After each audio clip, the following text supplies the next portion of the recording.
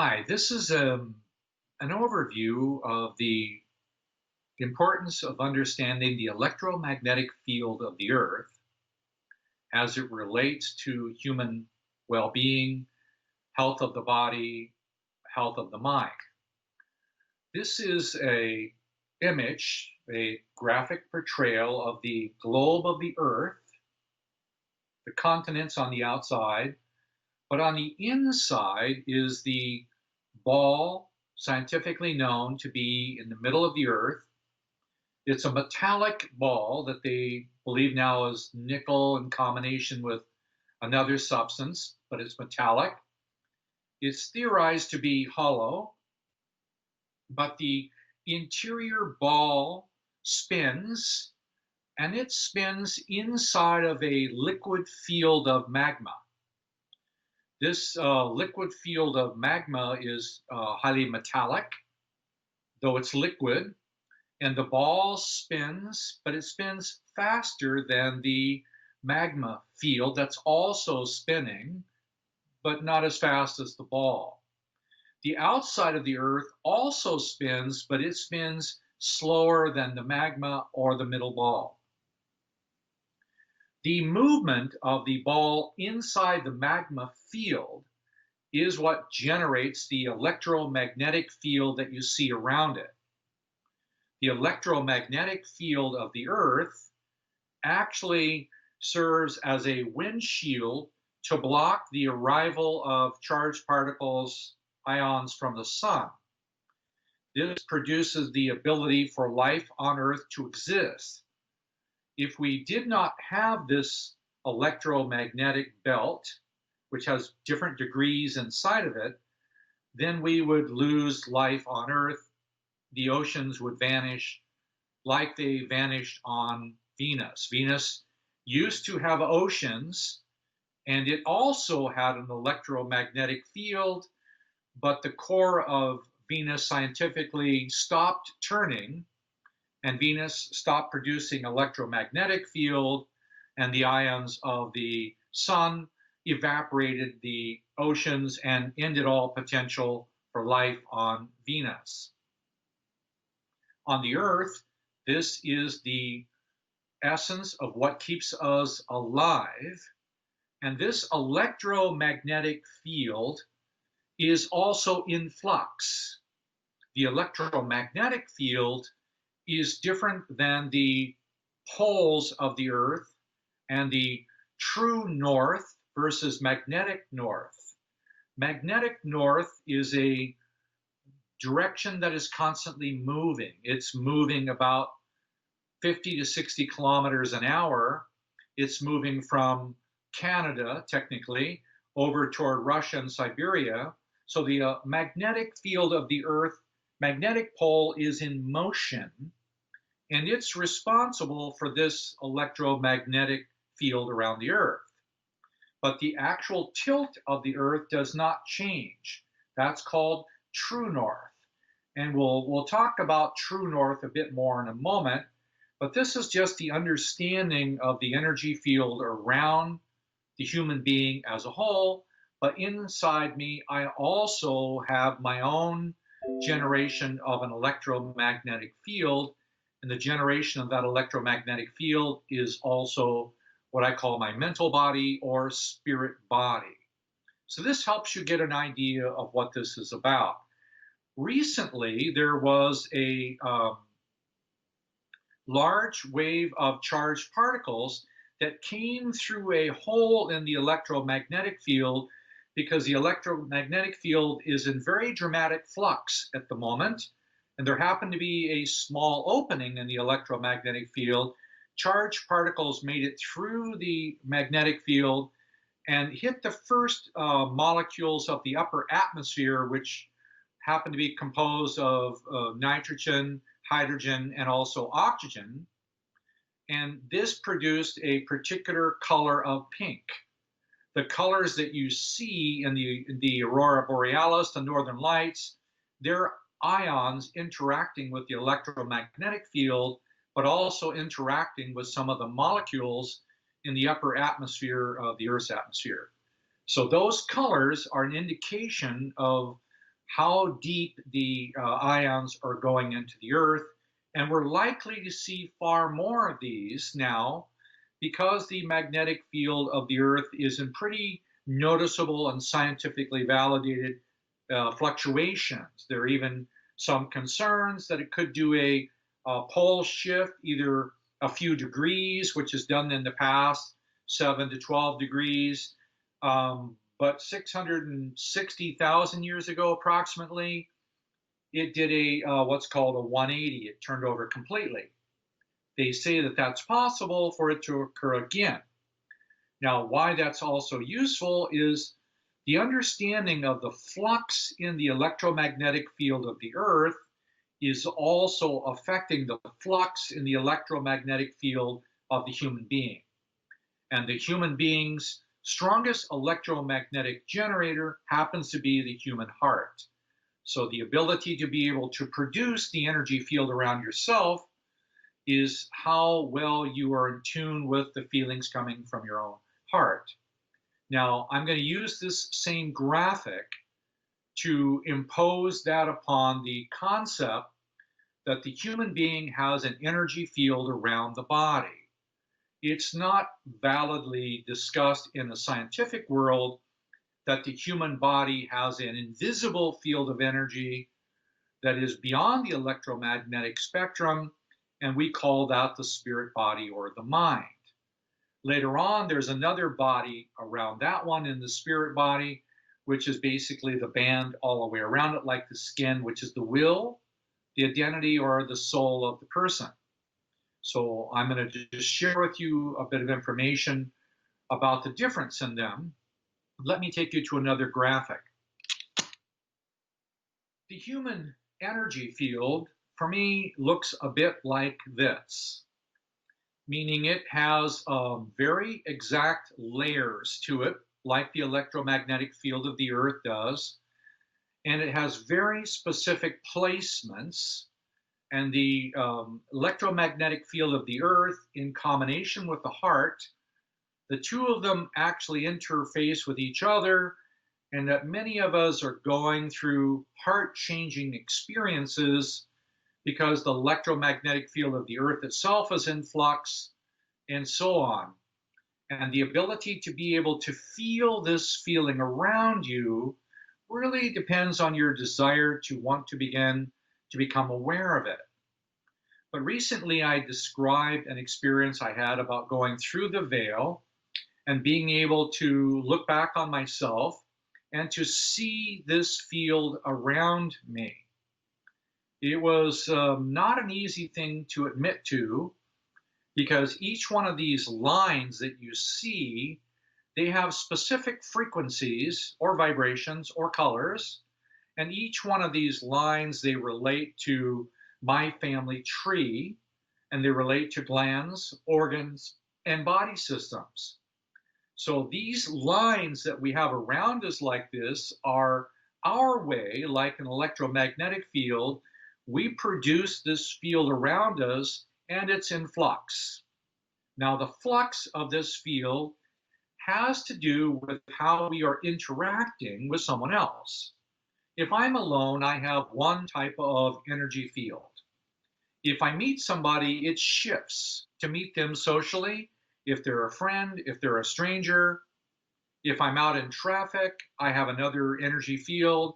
If I go to the grocery market, if I watch a political program, if I go to a church, all of these are different fields of energy around me, and they change quite rapidly. Some people would call this a mask, a persona, a personality. I also call this adaptation in a previous language. I also call this facade, which means I have different personalities in different situations. With a neighbor versus a close friend, I have a different way of relating. And these lines are lines of personal protectiveness. And I'm attempting to hold these lines to protect myself. Eventually, you find out this is called the hair of the woman. This is correspondent to the energy behind me that's feminine, like hair extending downward. And this is basically holding me together in my safety. There's a mechanism inside my will that wants to preserve who I am and what I am, and it doesn't want me to be in pain. So it projects these different personalities in different situations in its attempt to deny or explain or excuse, reject or attack. So we're always engaged in one of these facades, and these facades are deeply systemic, meaning they're deeper than I know them in my reality to be, because they're linked all the way down to my conception, and they have different diameters of involvement, meaning the smallest diameter is me, and then my family and people around me, and a community, and then a country, and then a global situation, a cultural or a creed or a religious association or a race. Then there's all kinds of different spiritual or religious organization views. So we're covered by lines like this all the time. Now, all of these lines are linked back into memory. And these are memories given to us ancestrally, given to us in childhood. They may extend farther back than that, given to us by the social organization of the identity of the country that we associate with. If I am an American, it's about America or North America, but it also relates to race. If I'm a Caucasian versus a Native American or something else, the race difference, the background differences, all of these lines that we have around us, they come from the past. Eventually, our goal is to access each one of these lines and basically give it a new way of operating. By that I mean each one of these lines, they are arriving to you and they bring something called the law of attraction. They bring a social emotional event for me to feel the emotion inside of that event. But actually, if I trace the emotion, it's happened other times in my life. If I trace the emotion further, it's happened in my childhood. If I trace it further, it's happened in my parents. If I trace it further, it's happened in my grandparents. If I trace it further, it's happened in the society I'm born in the country I'm born in. If I trace it further, it's also part of the evolution of mankind on Earth. So some of these diameters are quite small, other ones are quite large, but even the smallest is connected to the largest. So this is just the simple admitting that I have facades, and I got to see 99.9% of the time, at some degree, it is systemically operating inside of me. It's holding my metabolism, it's helping me breathe, it's holding my posture, it's changing my food into energy, it's assimilating energy, it's distributing energy, it is constantly engaged in my emotions, my mind, my projection of thoughts and ideas. It's all interwoven. It is not something to be fought. It is something to be realized and something to be responsibly accessed and responsibly dealt with through the desire to want to feel it. Now, let me show you the result of what happens when you start to deal with these law of attraction threads that come to you at different times of the day. Let me show you what happens. This is the best graphic I've seen to describe the energy flow of sometimes what's called scientifically as a torus, energy that rises from below, that goes up and down, but there's also an energy that does come straight down. These are the circuits, these are the circulation of life force in the human field. This is a good demonstration of how the energy moves through the heart in the middle of this. and even the colors to me are correct. I've seen this color before.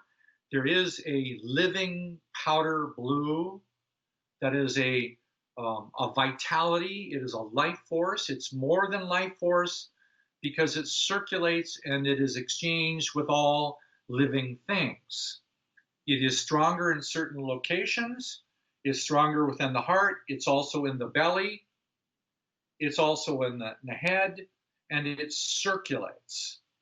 Now, these same threads that we just saw, they are composed of the chakra systems, the glands, the organs, and the body systems, and they're circulating in their own way, and they're all spiraling up the body, and this is a circulation.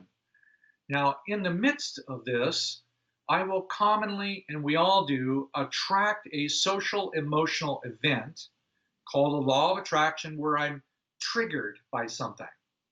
A triggered reaction just means I'm having an intrinsic self-survival reaction where somebody comes to me and they present something that I'm triggered by. All outside attraction, 100%, no matter what the diameter of it might be, is directly linked to something inside me. So if I'm attracting a social emotional event of hurt or anger, sadness or grief, whatever it might be, and that's a moment for me to feel it, one of these lines is moving. Just one line is moving, and it's bringing me these specific feelings along that line, that circuit.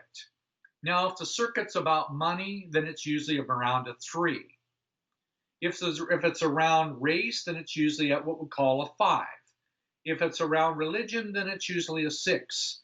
If it's around family at the bottom of this, then it's usually around what's called 1 or 2. These circuits have specific orientations to the topic and the feeling, and they are specifically related to exact locations inside the physical body. Now, if an emotion arrives through a trigger, and I reject that trigger outward through some form of the denial of the responsibility that this feeling comes to me for a reason. If I have an attitude or an acquired practice that 100% of all emotional triggers are the result of what I have inside of me, then I develop more of a welcoming attitude. Well, maybe not welcoming in the beginning. You can start with just accepting. I accept that this feeling that I'm feeling right now is the result of something inside me. If I choose to accept that feeling, now I can use the reverse direction of that feeling to help me find the source where that feeling came from. What I mean by the reverse is that normally this is up and out. And I meet somebody and it wants to circulate, but I meet somebody, and if I don't want it, I make it stronger for it to return later. That's called denial. And I may cover up the denial with some form of addiction. But during the moment of the trigger, if I bring that energy back to me, if I bring the feeling back to me, and I make this slow motion curving arc back through the top of my head or my forehead, and I go, show me the truth about this feeling I'm feeling, and every feeling like this I've ever denied. You can use a language like that or make your own. Show me the truth about this. You can say its origin. Show me the deeper truth. Show me the spiritual truth. Because you're asking to be shown what the truth of this feeling really is. Now, depending on the sincerity and some of the degrees of your motives and your intentions, you will begin to understand or realize why this is coming. It doesn't mean in that moment you know everything about that feeling. It doesn't mean that at all. It means that you're building up the desire to know the keyword truth. Ideally, you want to use every single moment of every arriving feeling, and you want to use that feeling to build a new circuit toward truth, so that every incoming phenomena and every outgoing choice goes through the lens of truth. Now, the memory that we're referring to in the past, it was not necessarily formulated in truth, it was formulated by the facade. And any time that we are in response to something using our facade, we're using something fake. Because we're using our fake personality function called the facade, we're actually accelerating the damage, and that's called denial. Denial is very damaging over the long run. It causes the eventual suffocation of the life force of the body. So the memory is the result of previous denial of the responsibility for a feeling. Now, all that memory is held in one particular location. Now, if I really want to change the past memory, I'm going to change how I'm responding to all future experiences. So if I respond to all future experiences with a sincere desire to know the truth about it, I'm actually building a new circuit that one day rises up to the heart level. To me, truth is at the 1 and the 3. It reaches the heart only after a period of time. That means now, ideally, I'm willing to re-examine all incoming phenomena through my new experience of allowing and accepting. Now, I'm suggesting that the heart can also do an inviting, that you're inviting the experience of, thank you for this law of attraction event, even though it's emotionally difficult, because it gives me the opportunity to change my heart. So if I'm changing my heart, that's called the forgirl in the language of the Rayid. That's the ability to be able to receive, the ability not to judge, but it's also the ability to transform, or it's also metamorphose. So there is a function in the forgirl function of the heart, which is the ability to be able to invite, allow, receive, and change. Eventually, yes, that leads to the experience of a forgiveness. But that's not possible yet until the full spectrum of all of the damage that I've ever denied, created, or I still hold inside of me.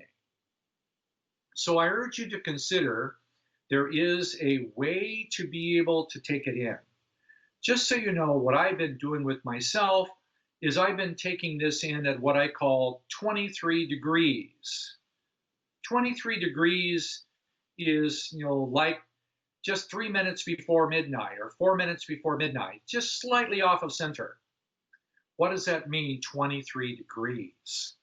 23 degrees is the actual tilt of the Earth.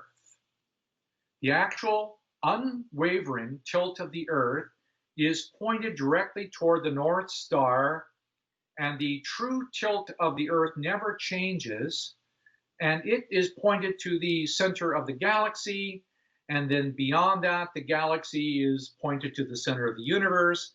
And this line, if you stand at the center of the universe and you look down, it's counterclockwise, and it has a specific orientation to it. So that orientation, I know it's challenging to consider. It is specifically flowing through me along this line of 23 degrees. So just experiment with it. Take an emotional experience and then just do an arc. Show me the truth about this feeling and everything like this I've ever denied. Show me the truth about it. That's designed to help you be able to feel that at a higher degree. experiment with the 23 degrees. I'm enjoying it very much.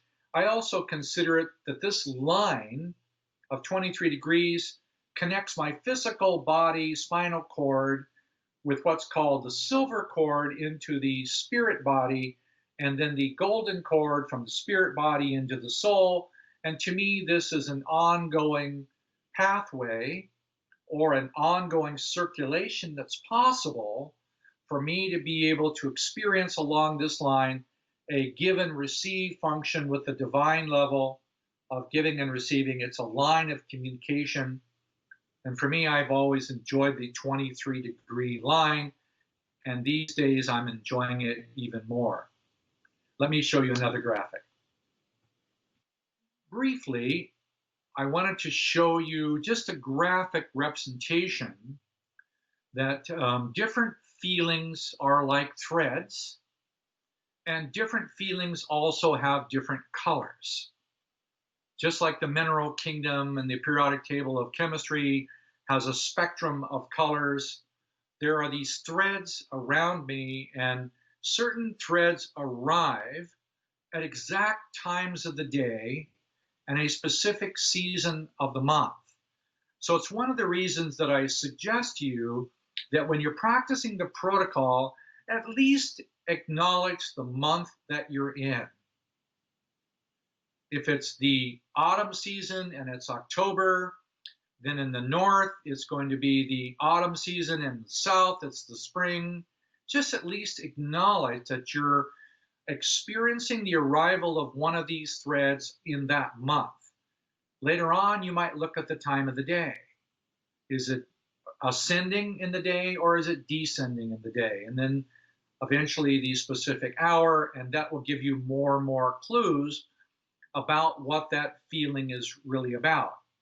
Now, this is also why, for me, the presence of color is so important, is because we as a group, globally, we've moved from the global of 5 through the COVID. We're now moving into the opening of the 6, and the 6 is more associated with color. And those colors are oftentimes associated with flowers. Because if you look at any blade of grass, any bush or any tree, any single-celled algae produces a flower. The human being is like the production of a flower. The hormonal functions for me are all colors, they're all flowers. They're basically the substance that is produced by the gland or the organ in some cases to produce a frequency, to produce a color, to produce an eventual outcome. So that's why these threads, I'm enjoying the sense of color. And it's possible to use color to aid you in your process. Now, I know I've discussed the color a little bit before, but let me just pick a couple of pieces to remind you what it might look like. Here's one of my favorite pictures relative to the Northern Lights. There are many, many colors, and these have to do with how the ions hit the upper atmosphere and how in some cases they interact with molecules in the upper atmosphere. And these are naturally existing frequencies of how the charged particles of the sun, they filter in through the electromagnetic field of the earth. And I'm urging you to consider the momentary visualization or imagination of these colors not only coming from the electromagnetic field, but coming down into your mind through your own experience of wanting to feel them. You can literally begin to learn to link these colors into your physical body. But I also like some other colors, and let me just show you a few examples that I'm using. I like something like this, because all of these colors, they have to do with different ions and different minerals. All these colors are basically the colors of the human being, the different frequencies, the different lines.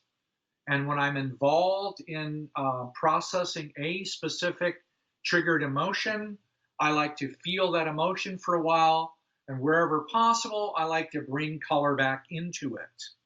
So it's not just reacting to a triggered feeling. I like to feel that feeling, give it a while. Sometimes I wait a few hours or a day, and then I like to bring color back into that place that was the place I've been processing. So I'm experimenting with the use of that color. And there are many other beautiful examples of this. We're using the northern lights. There's lots of different forms of these colors, but there's also colors specifically in flowers. I like at times specific frequencies, different vibrations in nature that exist in this way. Some places are natural. This is a natural picture of a place, colors and life and nature. Then some of them become very specific because they have a single color, like this very rare actual blue rose. Blue is very hard to find. And then there's other ones that are more specific. And I like to at times find a way to use them and then utilize them into the physical body.